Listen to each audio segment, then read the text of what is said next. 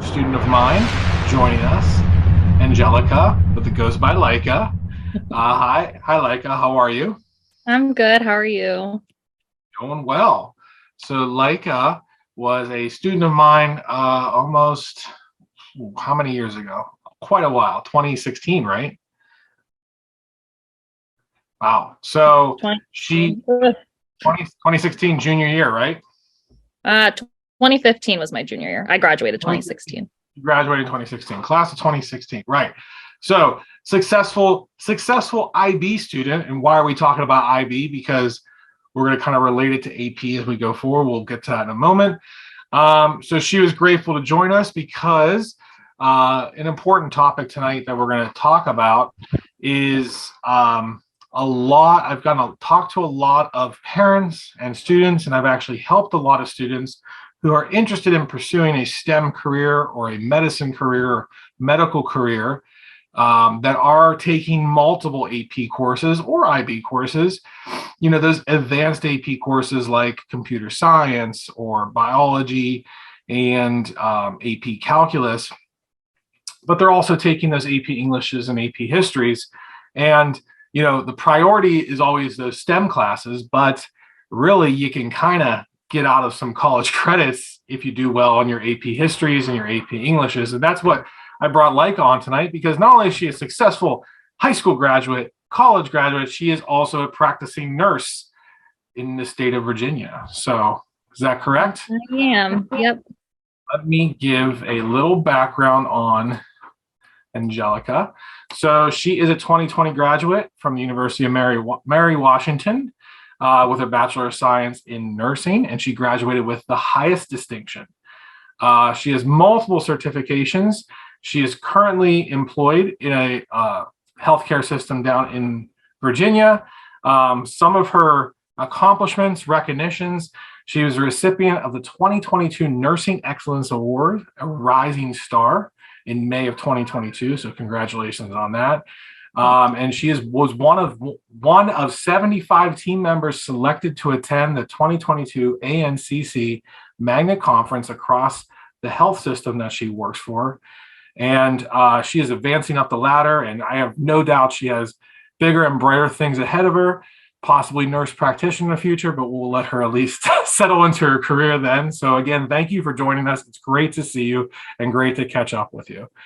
So you ready to get started? A couple questions I for you. am. All right. Make sure, and if you're watching us live, shout out in the comments, say where you're coming from. We got a bunch of attendees on the webinar. So this is my first webinar successfully on Facebook, streaming live on Facebook. So I think webinar attendees can possibly raise their hands if they have questions, but we'll get to questions at the end. We're kind of interview Leica here first, just kind of give us our background, we'll talk about why she's here tonight. So I had you junior year 2015 and your graduate 2016. So let's go back to 2014. You're a sophomore in high school. You're an honor student, a straight A student, right? I know it was the natural progression to sign up for IB history, but why? Because a lot of students kind of jumped off that train and said, no, thanks. Yeah, you're making me think way back here. Yeah. Almost 10 years ago, sophomore Oh, year. crazy. Um, yeah. But I think just as like the way I was in school, I just always wanted to challenge myself and take the higher level courses. So my freshman and sophomore year, I was signed up for all honors courses. And then once I was hitting my junior and senior year, my high school was IB. So that was kind of the natural path for me to try to take those college level prep courses. There were still like honors levels courses for juniors and seniors, but I wanted to like take that step above and try the IB route just to kind of help myself prepare for that college mindset, even though I was still 2 years of high school left. Right. Right. And I know it's probably hard to think about, but were you always like passionate about medicine and passionate about nursing, looking into a medical field when you were in high school? Yeah, I think definitely elementary school, middle school, I wanted to pursue something in the medical field, whether I think it was more so like I wanted to be a doctor. I wanted to help people. And then later on in high school, I had decided to pursue nursing instead. But yeah, definitely healthcare was still the route I wanted to take, but it was still important for me to try to take the higher level courses in English and in history still, even though those weren't the STEM related courses that would help me, or at least what I thought would benefit me in college. Right. So your junior year comes, you get into IB History of the Americas, which would be parallel to APUSH, AP US History. What was your first impression with the class? I think junior year was definitely a really big transition going from taking honors to IB. And I thought that that transition would be a little bit easier because I was like, oh, honors, IB, they're kind of on the same level, but compared, and let's just like think about history. Compared to US government that I had taken sophomore year and going into IB history junior year, there was a like really big shift in the way that the courses were taught and that the exams were taken and the types of assignments. So more so in sophomore year, it was a lot of like multiple choice questions and just really understanding content based things. And then when I got to junior year, it really shifted into that heavy writing style, using your critical thinking and analyzing things. So right off the bat, I remember like my summer assignment going into IB history junior year, I was like, I don't even know like what answers I'm supposed to write right now, because it was all like open-ended. I was like, I don't know where the answer is or like what my options are. So that was definitely like a really big transition for me going into junior year. Absolutely. And so that's like, I think the key difference between, I know you don't have experience with AP, but AP is a content course where you cover everything. And then there's tacked on writing, where IB, the entire assessments, all the assessments that you're working for the paper 3 that we taught, it's all writing off the bat. So obviously we write a lot. What was your experience like with that once you got into the class? I think because we were writing so much, I got used to the writing style that the course required. But, in the beginning, it was definitely a struggle. And I remember like going to you after hours and going to you during like study periods to try to figure out like what I was missing and where I could strengthen my writing, because all of our exams and assessments were writing. And I remember like everyone was struggling in the beginning with getting higher scores because we just weren't really sure of what, how to best approach the writing, especially because they were timed exams. I think that added like another level of stress. So we were like, how do we best answer this question within this period of time while also like ensuring that there's enough content in this? But with everything being written based, like even my math course that I was taking, IB math, like we had to write a paper as part of our score. So it was just the constant writing and the practice and the repetition and getting that format down really helped me with my exam that I had taken senior year. And then that definitely like carried over into college as well.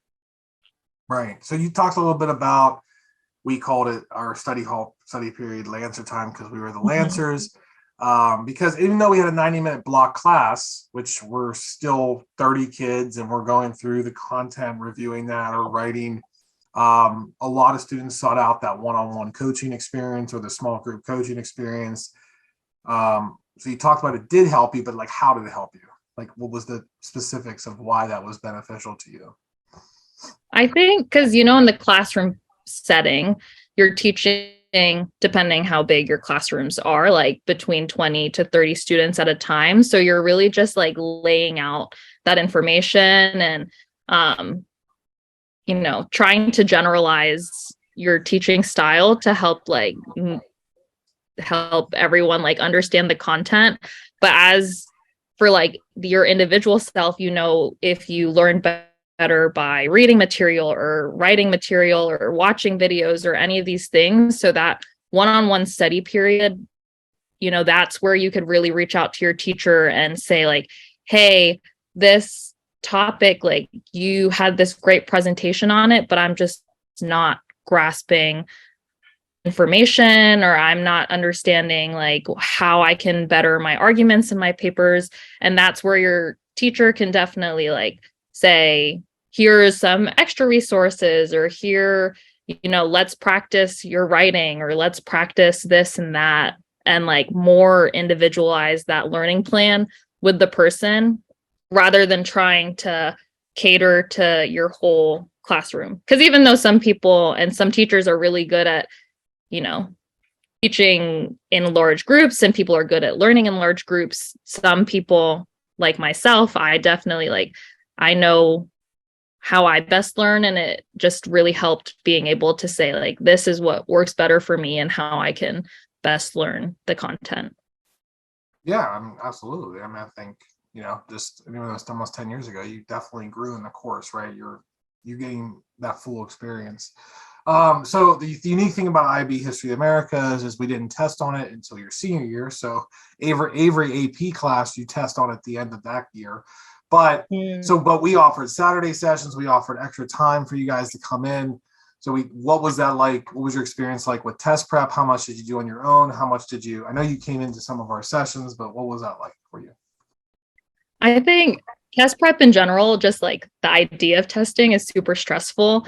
But because IB was like a 2-year course where like junior year was kind of step 1 and then senior year was step 2, and then you tested at the end of your senior year, that foundation that I had built with my writing from junior year, with all of that constant like essays and assignments and that repetition and reaching out during Lancer time and helping like improve my writing, definitely helped in the long run my senior year. So even though you're trying to remember content that you had learned almost like 4, 5, 6 semesters or quarters ago, at least you have, or at least like I had that foundation in what they were testing for, and it was just more refresher on like content based stuff. So I had like learned how to critically analyze things and read prompts and articles and all these things and take that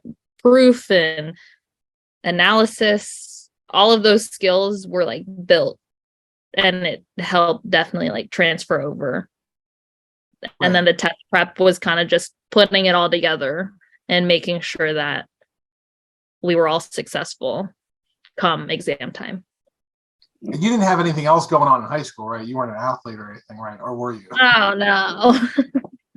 Yeah, I mean, I was, I was doing sports every season. So fall, winter, spring, which definitely like I understand. I think back now into how tired I am working.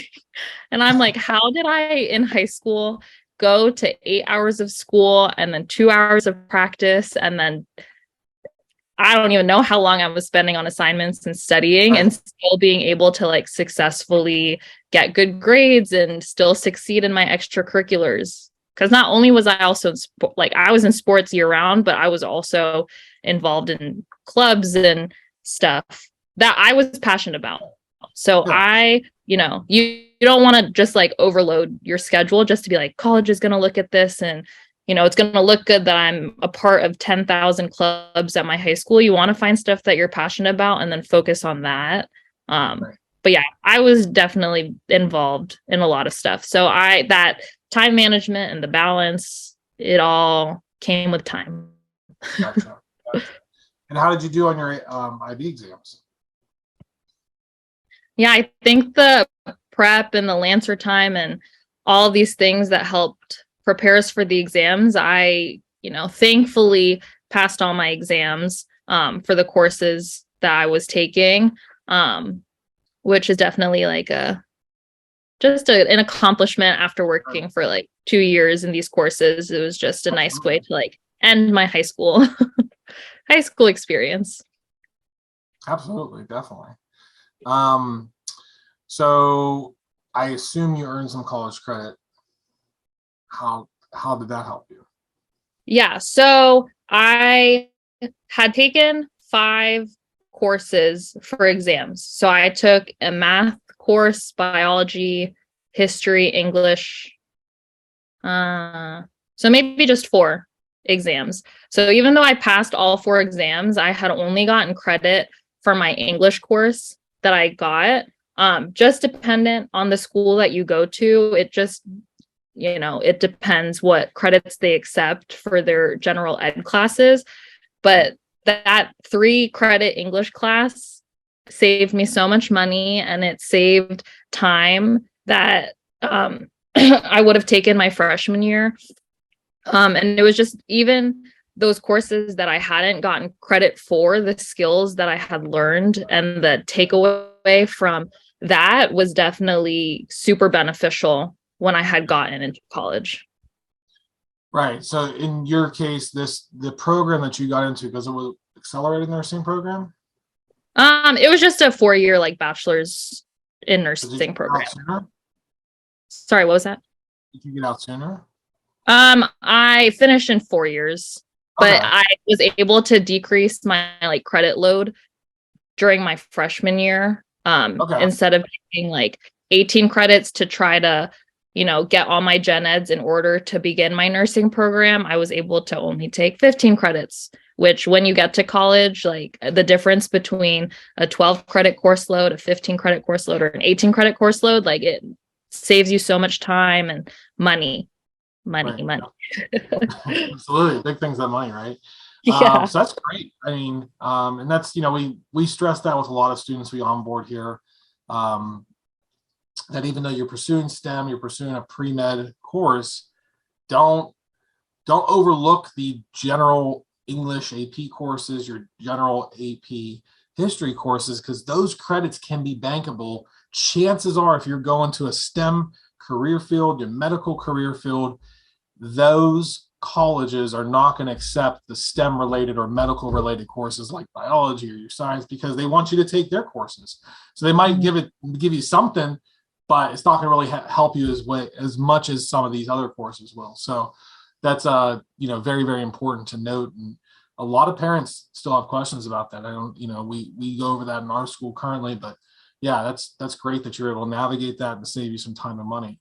Yeah. And I So will the writing, say, oh, sorry. no, go I ahead. will say for IB, it was a lot harder to get credit for, but I know a lot of my classmates that I started with who had taken full AP course loads, they had basically knocked out like a year of gen eds.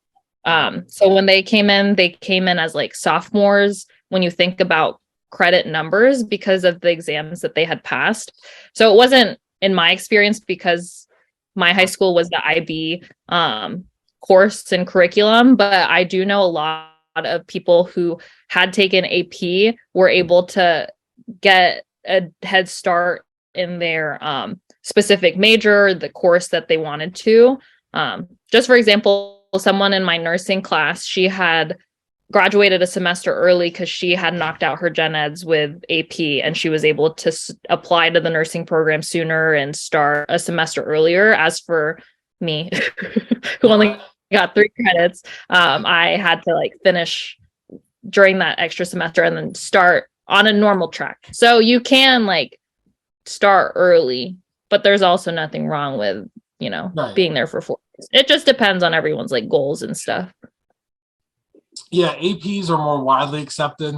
Ivy leagues do accept it a little bit differently than APs, but yeah, I mean, it all depends on your individual pathway. So nursing school comes along, college comes along. The writing, did it help you the way we taught, the styles we taught you for argumentative writing? Did that help you in college? I think it was super, super helpful. I found myself during assignments my freshman year and even my senior year in college, looking back in my high school folders, everything was in a Google Drive. So thankfully it was very accessible, but I was going back to papers that I had written in junior year just to see like, what kind of thesis statement was I writing? Like how did I word my content that I was writing in these papers? Because sometimes one assignment can be, you know, analyze this thing or prove this point in one page, where you have to be like very concise and like make your point in a very limited amount of time. Or you could have a paper that's 10 pages long and you need to like analyze your proof even more and critically think and put it all together. So yeah, I was definitely like looking back at my high school papers and I was like, thank God I still have this stuff, because you know, it's hard to like reach out to professors outside of their office hours. And some universities have like writing centers, but again, it's certain hours. So when you're like up at night writing a paper and you're like, I don't know how to word this stuff, you know, I found myself looking back at my papers and being like, oh, you know, that is a good way to like just bang out the points and finish up this exam or essay or anything like that. Great. Yeah, I mean that's awesome. I'm glad it helped you beyond high school. Yeah, So very much. So talk about your experience now. I know you're not probably writing argument essays as a nurse, but just what is that like? How that transition from out of college was?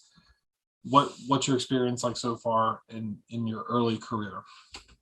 I know I'm definitely not writing as heavily anymore working, but in healthcare, like it's all about documentation and making sure that you're having some sort of proof for like care that you provided for your patients. So just having like a really good writing basis, you'll find when you're applying to jobs, like employees are looking for, you know, a strong writing background, and they'll ask you for a cover letter, your resume, like personal statements when you're applying to nursing school or for medical school. Any of these things, like writing is just everywhere all the time, and having that foundation back 10 years, like starting in high school, it still carries through in the work that you're doing. So like when I'm writing my nursing notes, I'm still like to the point, like very concise, like all these things, but it, you know, yeah, it's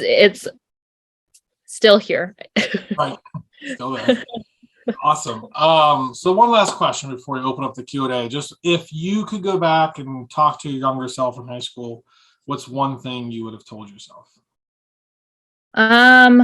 One thing I would have told myself. So like I said, I was doing like sports year round and like I was involved in all these extracurricular activities. So when I did find myself like doing my assignments, it was more so like later at night or yeah, like more so nighttime. So it is super important that you utilize the resources that you have, like when you can and when you have them. So if like Lancer time was a very valuable time for me, because I was able to go to the teachers that I was having for the subjects that I was like struggling with and get like, again, that individualized learning plan to help me better succeed and get good grades on my assignments and my exams. Or just like having that teacher or that person that you can go to for advice or, you know, confide in and just say like, hey, you know, this period is a really stressful time for me. Like it's hard balancing all these things, but just having like someone who understands and who can like help guide you through this process, because high school is not easy. And I remember my junior year was probably harder than my senior year.